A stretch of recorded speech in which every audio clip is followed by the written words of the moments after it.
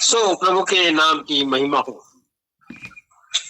और यहाँ बड़ी सुंदर बात लिखी है कि परमेश्वर ने कहा दिन को रात से अलग करने के लिए आकाश के अंतर में ज्योतियां हो और वे चिन्ह और नियत समय और दिन और वर्षों के कारण हो।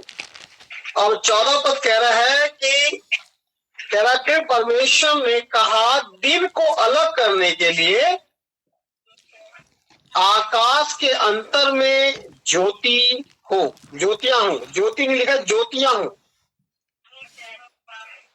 और वे चिन्ह नियत समय और दिन और वर्षों का कारण हो। किस किस चीज का कारण हो? चिन्ह का, नियत समय, समय का, वर्षों का कारण हो। तो जो ज्योति है वो काय के लिए है? किस चीज का चिन्ह है? समय का, वर्षों का, दिनों का कारण है। और इसलिए प्रभु का वचन बड़ी सुंदरता के साथ बात करते हैं। आज तो बहुत सारे लोग पढ़े लिखे लोग हैं, इसलिए वो पढ़ी लिखी भाषा में बात करते हैं। पहले जब घड़ी नहीं थी तो सूरज की रोशनी के अनुसार बताया जाता था कि इतना समय हो चुका है, क्योंकि सूरज समय का कारण था, दिन का कारण था और वर्षों का कारण भी था। ठीक है, प्रभु का वचन यहाँ पर बताना चाहता है, फिर परमेश्वर ने कहा दिन को रात से अलग करने के लिए और आकाश के अंतर में ज्योतियां हो और वे चिन्हों और नियत समयों और दिनों और वर्षों का कारण हो। ठीक है, तो ये ज्योति दिन का कारण हो, समय का कारण हो, दिनों का कारण हो और वर्षों का कारण हो। कौन? ज्योति। वे ज्योति आकाश के अंतर में पृथ्वी पर प्रकाश देने वाली ठहरे। काय के लिए नियुक्त किया? ताकि पृथ्वी पर क्या दे? हाँ, रोशनी देने के लिए रखा है इनको। और वैसा ही हो गया, जैसा कहा गया वैसा ही। हाँ, तब परमेश्वर ने बड़ी ज्योति बनाई, उनमें से बड़ी ज्योति को दिन पर प्रभुता करने के लिए और छोटी ज्योति को रात पर प्रभुता करने के लिए बनाया। ठीक है, दो ज्योतियां बनाई, बड़ी ज्योति दिन पर प्रभुता करेगी और दूसरी ज्योति रात पर। और तारागण को भी बनाया। किसको बनाया? तारागण को। हाँ, परमेश्वर ने उनको आकाश के अंतर में इसलिए रखा कि पृथ्वी पर प्रकाश दे। क्या करे वो? पृथ्वी पर प्रकाश दे। हाँ जी, रोशनी, चंद्रमा की रोशनी, सूर्य की रोशनी इसलिए दी गई है ताकि वो क्या करे? प्रकाश। रोशनी, उनका काम है रोशनी देने के लिए। आप उठे ना उठे, लेकिन सूर्य अपने समय पर जरूर उदय हो जाता है जी। आप सोए ना सोए, लेकिन चंद्रमा का जो समय है वो अपने समय पर अवश्य निकल जाता है जी। परमेश्वर का वचन स्पष्टता के साथ हमें बताना चाहता है, इसलिए प्रभु का वचन कह रहा है 18 पद में, तथा दिन और रात पर प्रभुता करे और उजियाले को अंधियारे से अलग करे। और परमेश्वर ने देखा कि अच्छा है। मैं बार बार बताता हूँ, मेरा और आपका परमेश्वर जिस पर हम विश्वास करते हैं वो देखता है, वो सुनता है, वो चलता है, वो कार्य करता है जी। वो कार्य करता है। इसलिए प्रभु का वचन कह रहा है जो ज्योति बनाई गई इसलिए बनाई गई ताकि वो समय के बताए हमें, वो हमें दिन के विषय में ज्ञान दे, वो हमें वर्षों के विषय में बताए। और बड़ी ज्योति अर्थात दिन पर प्रभुता करती है, हमको दिन में प्रकाश देती है, और छोटी ज्योति रात में प्रकाश देती है। और इसलिए लिखा है, फिर बड़ी सुंदर बात है, परमेश्वर अपने किए हुए काम को वो देखता है। जो उसने किया उसको क्या करता है? वो चेक करता है, वो ठीक है या नहीं। इसलिए हमें भी जो हम काम करते हैं उसको जरूर चेक करना चाहिए कि ठीक है या नहीं। और जो ठीक है उसके लिए क्या करना है? परमेश्वर ने देखा कि अच्छा है। परमेश्वर ने अपने काम को देखा और उसका काम हमेशा कैसा काम रहा? उसका अच्छा। वो हमेशा अच्छा काम करना चाहता है, और यही अच्छा काम वो आपके और मेरे जीवन में भी करना चाहता है। यस।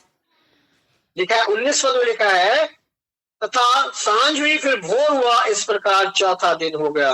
तो परमेश्वर ने एक दिन, 2 दिन, 3 दिन उसने सृष्टि की रचना में, चौथे दिन उसने सूर्य और चंद्रमा और तारागण को बनाया। ठीक ही तारागण जो है समय का कारण होते हैं। फिर 5वें दिन के लिखा है, फिर परमेश्वर ने कहा जल जीवित प्राणी से बहुत ही भर जाए। जल जीवित प्राणी से बहुत ही भर जाए। हाँ, और लिखा है पक्षी पृथ्वी के ऊपर आकाश के अंतर में उड़े। आप देखो, हर एक के लिए एक समय रखा, हर एक को एक जगह दी गई है, हर एक को एक नियुक्ति की गई है। जल के जंतु जल में रहेंगे और आकाश के पक्षी आकाश में रहेंगे, उड़ेंगे।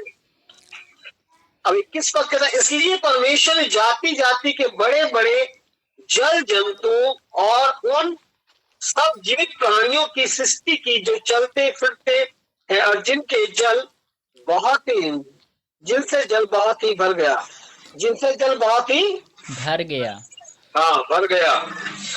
और लिखा है एक एक जाति के उड़ने वाले पक्षियों को भी सृष्टि की और परमेश्वर ने देखा कि अच्छा है। और यहाँ पर बाइबल कहती है उड़ने वाले पक्षियों की भी सृष्टि की। महत्वपूर्ण बात यह है कि जो आकाश के पक्षी हैं वो समय पर क्या करते हैं? आराधना करते हैं। रेंगने वाले जीव जंतु भी परमेश्वर की आराधना करते हैं। 22 पद कहता है परमेश्वर ने यहाँ कहकर उनको आशीष दी। जल में रहने वाले जंतुओं को भी आशीष दी और उड़ने वाले पक्षियों को भी क्या दी? और क्या आशीष है? फूलो फलो, समुद्र में भर जाओ और पृथ्वी और पक्षी पृथ्वी पर बढ़े। तो बढ़ोतरी परमेश्वर की ओर से एक आशीष है। यस, बढ़ोतरी क्या है? परमेश्वर की ओर से एक आशीष है। आशीष है। यदि आप एक रहे और आप अब एक के साथ एक और आपके पास एक जीवन साथी, जीवन पार्टनर आ गया, तो परमेश्वर की आशीष आपके जीवन में आ गई है। यस, अब आपको परमेश्वर का शुक्रगुजार होना चाहिए क्योंकि परमेश्वर ने आपको कहा है आशीष दी फूलो फलो। और उसके बाद आपके घर में और एक छोटा नन्हा से मेहमान आता है तो परमेश्वर की आशीष और आपके जीवन में आई। परमेश्वर चाहता है कि आप बढ़े। और इसलिए प्रभु का वचन क्या कहता है कि उनको आशीष दी फूलो फलो और पृथ्वी पर भर जाओ, भर जाओ। और लिखा तथा सांझ हुई फिर भोर हुआ, इस प्रकार 5वां दिन हो गया। याद रखिए बहुत सारे पक्षियों को देखकर मन बड़ा आनंदित होता है। यस, बड़ा अच्छा लगता है, बड़ा सुंदर लगता है, उनको देखते रहे आप। हमारे घर पर जब एक छोटा सा पेड़ फूल की डाली लगाई थी तो बड़े सुबह सुबह बड़े बड़े छोटी छोटी चिड़िया, बड़ी रंग बिरंगी चिड़िया हमारे घर पर आती थी, फूलों से रस निकालती थी। कई बार मैं फोटो के उन चिड़ियों की पिक्चर लेता था और देखने में बड़ा अच्छा लगता है। बोलता प्रभु धन्यवाद उन प्यारी प्यारी चिड़ियों के लिए, इन पक्षियों के लिए जिसको तूने रचा, जिसको तूने रचा, बनाया, तूने रचा, तूने अद्भुत रीति से। बहुत सारे पक्षी जिसको आपने और हमने देखा भी नहीं आज तक। यस, मैं जब अपने बेटे के स्कूल पर जा रहा था तो वहां पर मैंने देखा एक दो जो है एक चिड़िया, वो अजीब सी बड़ी सी चिड़िया, उसकी टोन बहुत लंबी सी। मैंने बोला प्रभु धन्यवाद, सफेद कलर की। तो परमेश्वर के नाम की महिमा परमेश्वर बताना चाहता है कि वो सृष्टि करता है, उसने अद्भुत अद्भुत चीजों को रचा है। कई बार बहुत सारे लोग जू जाते हैं, बहुत सारे लोग जू में जाकर देखते हैं, वो अनेक प्रकार की चिड़ियों को, अनेक प्रकार की मछलियों को, अनेक प्रकार के चीजों को देखते हैं क्योंकि परमेश्वर ने उन सबको बनाया है। आज तो हमको और आपको पैसा खर्च करके देखना पड़ता है, लेकिन परमेश्वर ने उनको सेत में हमारे लिए रखा था।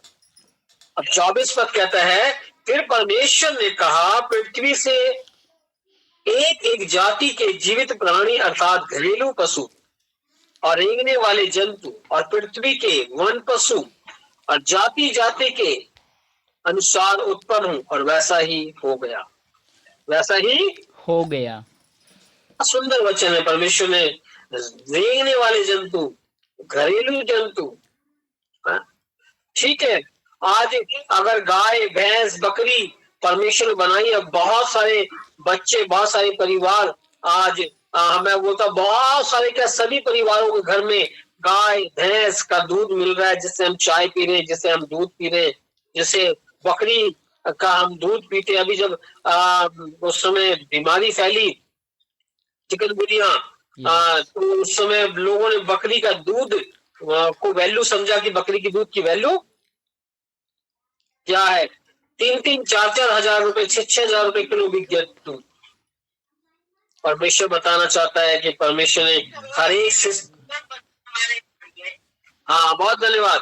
परमेश्वर बताना चाहता है कि हर एक सृष्टि के हर एक वस्तु को परमेश्वर विशेष उद्देश्य के लिए रचा है। यस, विशेष उद्देश्य है। आप अगर जो भी आप हरी घास देखते हैं, वो कहीं ना कहीं कुछ ना कुछ मेडिसिन है, यस, दवाई का काम करती है। इसलिए प्रभु का वचन कह रहा है, घरेलू पशु, रेंगने वाले जंतु और पृथ्वी के वन पशु और जाति जाति के अनुसार उत्पन्न हो। आज आप जू में जाते हैं, जंगल के उन जीव जंतुओं को देखने के लिए जाते हैं। प्रभु यही बताना चाहता है मुझे और आपको कि परमेश्वर एक सुंदर संसार की सृष्टि की है, जिसमें सब कुछ है, जिसमें सब कुछ है। क्योंकि वो जो योजना के अंतर्गत काम करता है। बहुत सारे लोग चंडीगढ़ जाते हैं और चंडीगढ़ जब जाते हैं तो बोलते हैं वाह, बहुत सुंदर शहर है, ये बहुत सुंदर सिटी है। क्यों? चंडीगढ़ को जब बनाया गया है तो एक मास्टर प्लानिंग के साथ बनाया गया है। रोड, पार्क और जो है पार्किंग और वो सब चीजों का इंतजाम किया गया है। और बड़े बड़े अच्छे पार्क हैं वहां पर। आप शाम को लोग अपना जो आज गर्मी में बैठते हैं पार्कों में, लाइटें लगी हुई है, तो बोलते बहुत ही सुंदर शहर है ये। क्यों? क्योंकि उनको योजना के तहत बनाया गया, वो बसा नहीं है, उसको बसाया गया है। इसी प्रकार परमेश्वर ने सृष्टि को बनाया है, इसलिए सृष्टि क्या है? बहुत ही सुंदर। हाँ, परमेश्वर हर एक चीज को जो है एक व्यवस्थित रूप से रखा है, एक नियम के अनुसार रखा है। और याद रखिए, प्रभु का वचन ही बताना चाहता है, क्योंकि वो सृष्टि करता है और उसने जो कुछ बनाया है, कैसा बनाया? अच्छा बनाया। प्रभु आपको और मुझको आशीषित करे। और वो ये बताना चाहता है, वो जो बोलता है वो होता है। yes. बताना चाहता है कि उसने सब कुछ तरीके से बनाया। उसने ऐसा नहीं किया कि अंधेरे में उसने जीव जंतु को बना दिया, नहीं, प्रकाश में कर्म कर्म एक के बाद दूसरा, दूसरे के बाद तीसरा, ऐसे कर्म बाय कर्म उसने अपने काम को किया है। क्योंकि वो काम करने में प्रवीण है, काम करने में निपुण है, उसके जैसा कारीगर कोई नहीं है। प्रभु आपको और मुझको आशीष दे, उसके जीवन से हम सीखे कि वो जो कुछ करता है उसके बाद उसको देखता है और देखने के बाद उसको लगता है कि जब अच्छा है तो बोलता है ये अच्छा है। yes. ये अच्छा है। इसलिए हमें भी जो परमेश्वर ने दिया है उसको देखें और कहें जो अच्छा है उसके लिए बोले प्रभु धन्यवाद, ये अच्छा है।